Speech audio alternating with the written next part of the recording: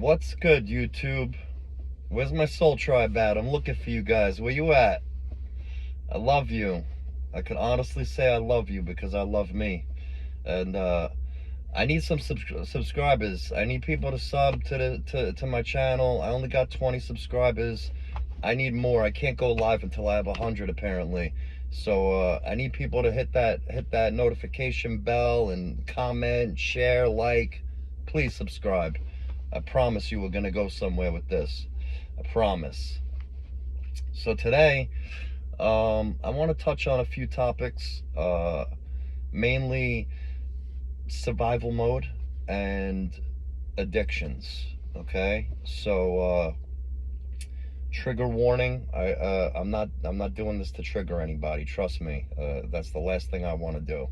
But if I trigger somebody to look deeper into themselves and what they got going on, and it inspires change, and it motivates and inspires, then I'm all for it. I'm all for it with love.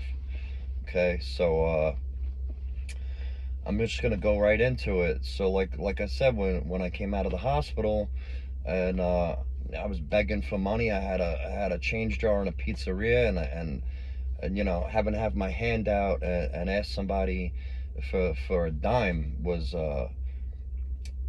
detrimental to my self-esteem and my pride. You know what I mean? Like, the last thing I wanted to do was beg for money and feel like a bum. Like, that's not a feeling that I wanted, or I'm sure anybody else in this life wants. So like I said, that only lasted about a month, that I was getting, you know, money from the pizzeria jar, you know, without having a job. And at the same time, I needed to smoke pot every day. I needed it.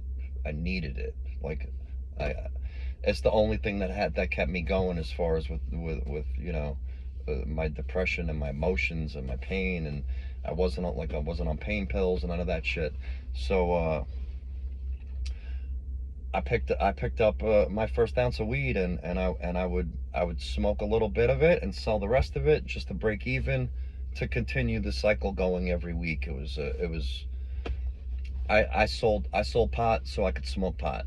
And I didn't know that as the months and years went by, eventually I'd be selling so much weed that, you know, not only was I making a shit ton of money, but I was also smoking for free every day. And that went on for a long time. You know, and that was my way of surviving. That was how I could guarantee that I had money coming in. I had my habit taken care of, right? So, like I said, the hustling was always in my blood. I had no problem starting a business and growing that business into being something very lucrative for me. I also had great lawyers that told me, as long as I stuck with the green, it would be a little slap on the wrist, no jail time, because I'm not built for jail. I'm not built for it. That's the last thing I ever wanted to do, was give up my freedom. That wasn't going to happen. So never would I mess with anything that could get me put away for any amount of time, you know. But at the same time, I was the dispensary for a good 15-20 years. I did it. I did it big. And I never bragged about it. I was very humble. I didn't flaunt it. You know, I wasn't rocking jewelry and ice and all that shit. I did put a lot of money into my tattoos. I got about $30,000 worth of tattoos on my body. Both arms are done, the legs done, my back's done, my chest is almost done. And I took pride in that. I love my ink work, and I love my artist. Like, what he put down on me, compared to where I was, and the story that I wanted, A plus. He did a great job. I remember the first time I went to him, you know, I heard nothing but great things from him, because a lot of my friends had already been to him. And I said, I want to be in a tattoo magazine. And he was like, all right, no problem. And he did my leg, from my knee down to my ankle. He did a full sleeve. I went to a tattoo convention in New York City, and I got in a tattoo magazine. So A couple of years later, I did the arms. I said, I want, well, I want to be back in a tattoo magazine. He said, no problem. Did the work. I went back to the New York City Tattoo Convention. I believe it was in 2008. It might have been 2006, actually. I went to the tattoo convention. I already knew what I was doing. When I went there, I was going upstairs to, where the photographers for tattoo magazines were. And I got there late because I was always running late. It was like right around noon when I got there. I was supposed to be there at like 9 or 10 in the morning. I was on the back of a line. And, a line of people that wanted to show off their ink work. And the photographer came out and he goes, listen, I'm only taking 3 more of you. I got to go downstairs and photograph the awards. And, if you guys want to come back later, you come back later. And he came down the line looking at everybody's ink. And he stopped at me first. And he goes, you get to the front of the line. And I'm like, yes, I was all happy. I start walking to the front of the line. And people on the line are like, oh, who does your work, And I'm like, Zam does my tattoo work. And they're like, oh, figures, because he's well known. So I went in with the photographer. He took a bunch of pictures of me. I get a phone call a couple of weeks later from a guy from Tattoo Magazine who wants to do an article on me, and he's going to put a full 3-4 page spread in Tattoo Magazine, the one that represents the New York City Tattoo Convention, and I'm the first spread in the magazine with a full article. It's like 2-3 pages. He was questioning me as to what my ink work was about. I remember the title of the article was "From the Dark Side," and it was like how I was looking at life from the dark side. I was looking at it from a point of pain and survival and being close to death and beating the Grim Reaper and having the devil on my shoulder all my whole life and shit like that. And so that's just a little story as to where my mentality was, right? So that next year when I came out of the hospital and I was in survival mode, I honestly until my 40s, like I had to survive one way or another. And my father seen me start hustling and doing my business. He's seen people coming to the house. It was like a revolving door. Like the people were just coming, right? I had quite a bunch of people that were clientele, right? And he seen what I was doing and how I was running my own business and basically like answering to myself. I was my own boss. That's what I needed. I couldn't sign up to go clock into a job 5 days a week, 6 days a week, 9 to 5. I couldn't do it physically. I just couldn't.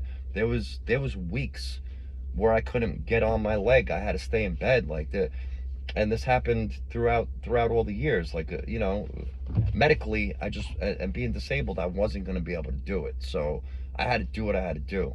And my father said to me, he goes, you do whatever you have to do in this life because nobody's going to do it for you.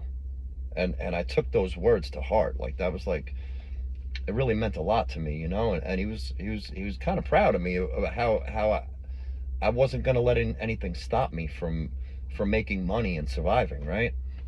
So like I said, that year was dark, depressing, and suicidal thoughts and the hopelessness and faithlessness. And then I met like the second love of my life, who was going to be my girlfriend for the next 14 years. And I fell in love, and love saved me. Being in love with someone saved me. And I could only thank God for that, because God brought her into my life. So I was no longer that year of like I said, when I was heavily doing drugs, that stopped. Now all of a sudden I had somebody to take care of. I wasn't trying to hurt myself anymore, right? And for the next 14 years, it wasn't, all I did was smoke pot. I barely drank. There would be like a couple of nights a year I would go out, party, drink, do a little bit of cocaine, whatever, but it was a couple of nights and it was here and there, and it was not a problem. Don't get me wrong, I'm I'm not condoning or glorifying or advocating anything to do with that lifestyle at all. I promise you. I was just caught up in it, and that's what I knew. That's what I was good at, right? I was good at hustling. So after my girlfriend moved in with me, my father, he cut my mother out of the will. The house was now going to me. It was, she wasn't in the picture, and so I planned for having the house when he passed on. I wound up building my own apartment in the basement of his house, which was like, it cost me like $35,000. I I completely built this on my own. Like I framed it, I designed it, I picked out all the paint colors. My friend sheetrocked. I had a plumber and electrician do that work, but I totally like I decorated. I made it what I wanted. You know what I mean? Like I had a nice bathroom with the stand-up shower with the 2 seats in it, the glass doors. The way everything was laid out the way I wanted it, and I loved it. I loved my apartment, right? I built it, so I took pride in it, and so I moved down into that apartment probably like on year 2 after my mother was gone, and so my father had the upstairs by himself. My friend and his wife and his kids lived in the back part of my house, and I lived under them in the new foundation of the extension of the house. So there was still a whole nother side of the basement that was undone, it was unfinished, are the words that they use when they finally came to inspect it out of the blue. That'll be later. We'll talk about that later.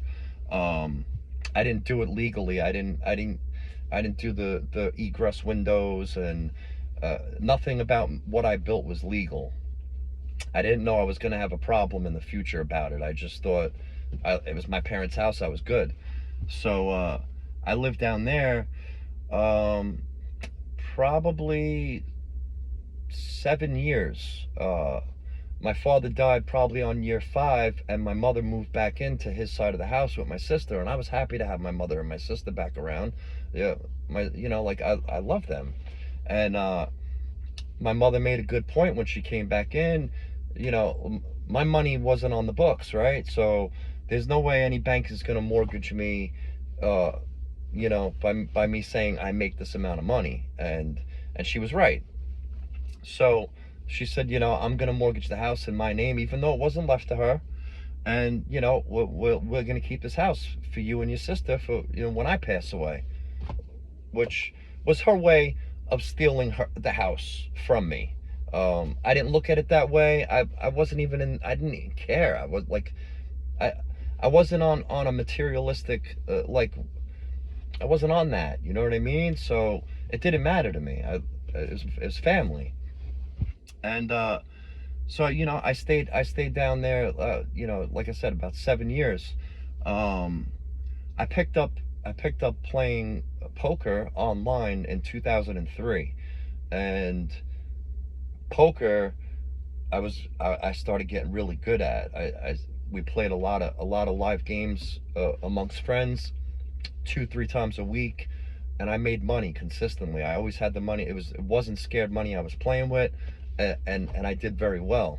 Like if I lost a handful of times each year, like that's probably saying too much. I always made money. It was a profitable thing for me, and I was really good at it. Like I said, I could read people, so reading people on a poker table came second nature, and I was playing live a lot, and I was playing online a lot. By 2008, I was ranked in the top 98.7% of every online poker player in the world, and we're talking 2 million people that play online. I was in the 1.3%. I was at the top because that's how good I was doing, right? I took down 2 tournaments in 2008 in the same week. First place and a second place, where I took home 15,500 and 13,500. So it was a $29,000 week. Like, seeing that kind of money in a week, like, it's just to tell you I had no problem with money. Money was was not a problem, right? And that was like when I was broke, that was the problem, right? So I wanted to that wasn't going to be a problem for me anymore. I got addicted to making money. That was an addiction. I was addicted to making money. I was addicted to being in love and having sex and, like having a good lifestyle, eating steak dinners, like having nice things. Those were all addictions, right? Addictions come in many ways, shapes, forms, and sizes. And not until later would I start looking into the root cause of addictions. So we'll go into that a little bit, right? When I was in my next dark phase, this was after 14 years of being with my girlfriend, giving her everything that I had to give, all the support, all the love, all the time, all the money. There was nothing that I wouldn't do for this girl. I caught her cheating on me. We broke up. She left. Like my mother left my father. Like I never existed. Like anything I did for her didn't mean shit. And it broke me. It broke my heart and it broke my mind. And I went back into that dark phase that I was in the year before I met her, except it came back 10 times harder. Uh, now I'm 30. What was I? It was 2014. It's probably 35 years old, and like where I was now was I just did all of this shit. I had a great run, and this started my downhill spiral back into darkness. So I'm gonna slow down. I was in the basement 7 years. Out of the blue, a building inspector comes and knocks on my door. I don't know which one of the neighbors called him. I don't know. Maybe my mother called him. She might have wanted me out of the house just so she could get it free and clear. I have no idea. All I know is this guy knocked on my door out of the blue. He says he has to come in and inspect the apartment. He looks at it, tells me everything that's illegal about it, what I would have to do to make it legal, which was a lot of work, and basically told me, you have 30 days to move out. I'm going to come back in 30 days and you got to be gone. I had no plans on moving.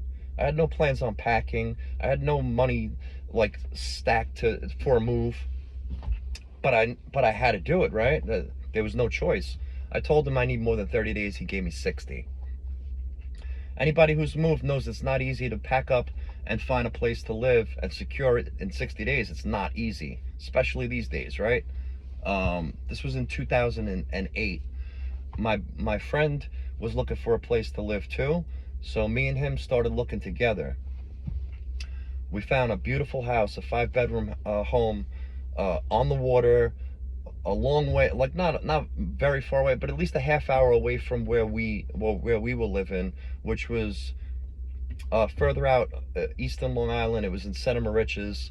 I lived 3 houses from the water. I had an in-ground pool in my backyard, a 5-bedroom house, mother, daughter, beautiful kitchen, beautiful everything. Everything about this house was beautiful. When me and my buddy went to go lock it down with the landlord, we pulled up in my Lexus. I just came off a $30,000 week.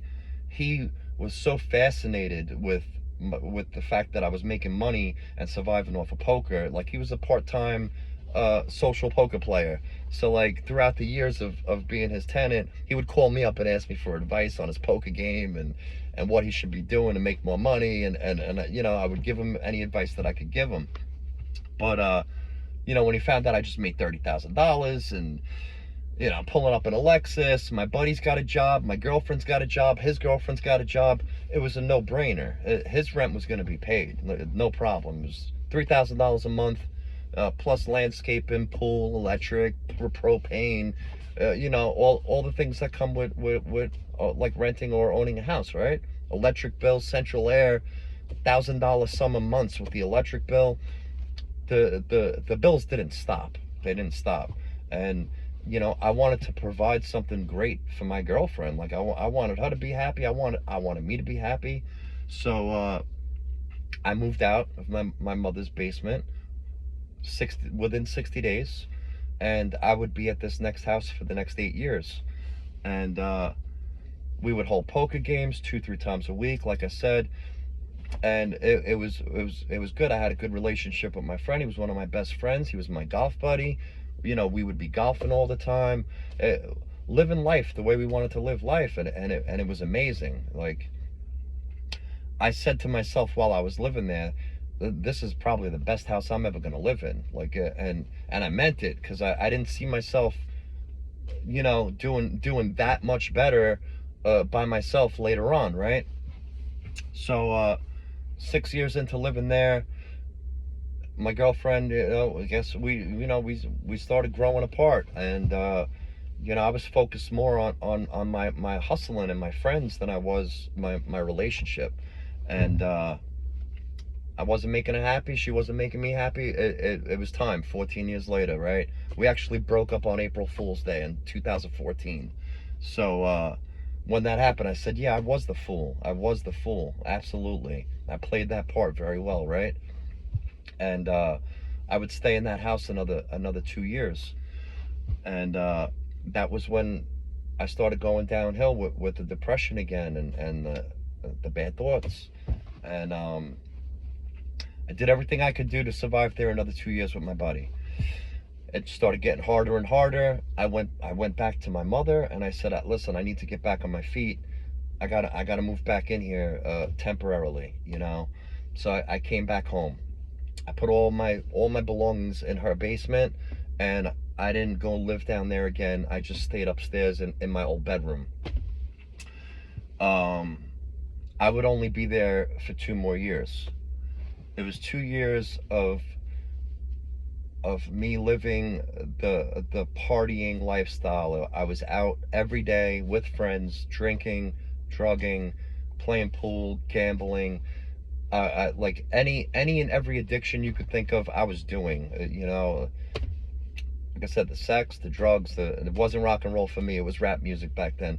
But the gambling, anything that you could think of, that was the lifestyle I was living, and those were the people that I was surrounded by. A lot of demons and dark energy come from being in that life. Things started getting darker and worse for me. My mother seen how I was just coming and going. Basically, I would just sleep there. Otherwise I wouldn't be home. I'd be out running around, hustling and partying.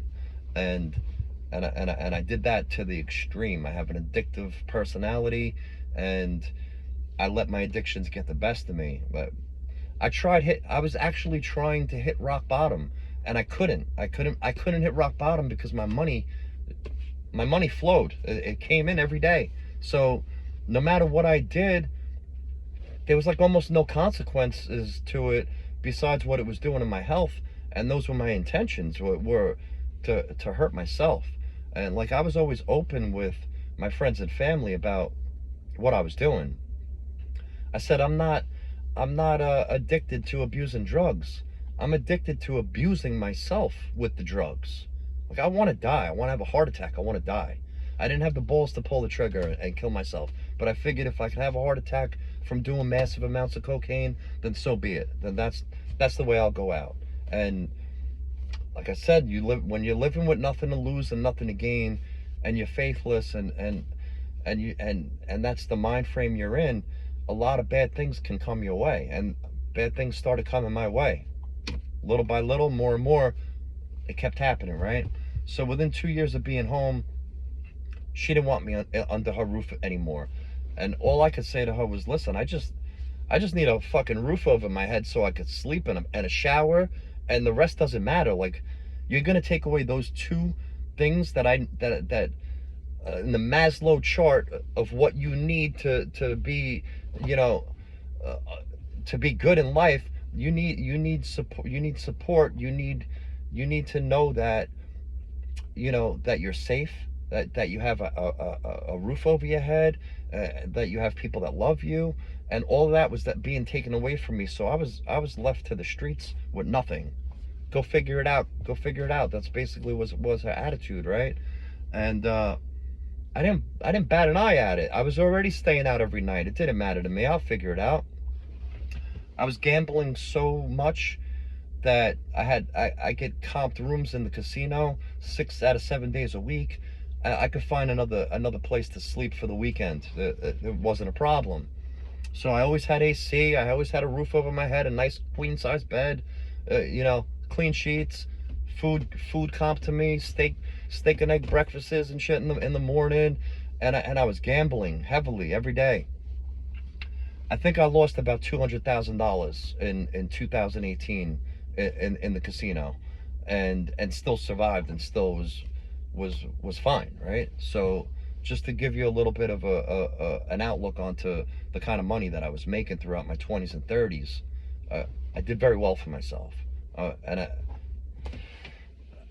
I have no regrets. The only thing I regret is not knowing that later on in life that I should have been respecting my money more, and I could have been putting it to much better use than throwing it away to a casino or to drugs, or you know what I mean. Like, you got to live and you got to learn, and I lived a lot and I learned a lot. And so when things started getting dark for me, I was living in the casino about 6 months. A buddy of mine had heard through the grapevine, I guess, that I was living in this casino. He hit me up. I think I called him on Christmas to wish him a Merry Christmas, and he called me up and he goes, "Yo, what's going on? You living in this casino, bro?" Like, and I'm like, "Yeah, the only Christmas present I got was from a security guard this year. He gave me a Hennessy bottle with Christmas lights in it that you plug in and it lights up, because he always see me in there with girls and Hennessy bottles and Jameson bottles, and like, I was addicted to sex, I was addicted to drugs, I was addicted to gambling. I was deep in my addictions, and like I said, at some point that had to come to an end. Like, I had to wake up. Thank God. I thank God for saving my life in that next car accident and allowing me to awaken to the beauty of life, and believe me, like, the mind frame of hating your life and hating yourself to the mind frame of loving your life and loving yourself are complete opposites. The devil and God. Dark, light, yin, yang, I don't know. But the balance, right? I had to find a happy balance in between. I could honestly and happily say that I've been clean and sober for the last 4 years. I haven't done any drugs. I wasn't drinking the way I was drinking. I had a couple nights, celebration nights of a couple bottles of wine, but nothing to where I was, and not for the reasons that I was doing it in the past. So clean and sober 4 years, thanks to God, thanks to loving myself, thanks to all that, right? I'm at the 28-minute mark. I think this is going a little deep. I'm gonna come back in 2 days and just continue talking. I don't know how many videos I'm gonna be able to put out. I don't. I know, like, each week each week that goes by, I'm gonna have more and more things to speak about. I'm always gonna have something to talk about, but I don't think I'm gonna have 1,000 videos. I want my videos to be quality, not quantity. So hopefully, like I said, maybe me sharing these stories, telling people about the survival mode and the struggles and the goods and the bads, is just some kind of way for me to motivate and inspire somebody to get on the right path, because I already been on the wrong path. I had a buddy who told me back in the day, he goes, when I was in jail, I came across a dude who gave me a little bit of knowledge, and he said to me, there's 2 types of people in this world. There's the ones that do what they have to do, and the ones that do what the fuck they want to do. He said, Steve, you do what the fuck you want to do. And I'm like, facts, bro. Always. I've always done what I wanted to do, and now I'm doing what I want to do in this segment of my life, and for these reasons, and with the purest intentions, with love. I'm gonna say goodbye. I'll see you guys soon. Don't forget to subscribe, share, comment, like, all that good shit, and just come along on this journey with me, please. It'll be fun. Have a good day, everybody.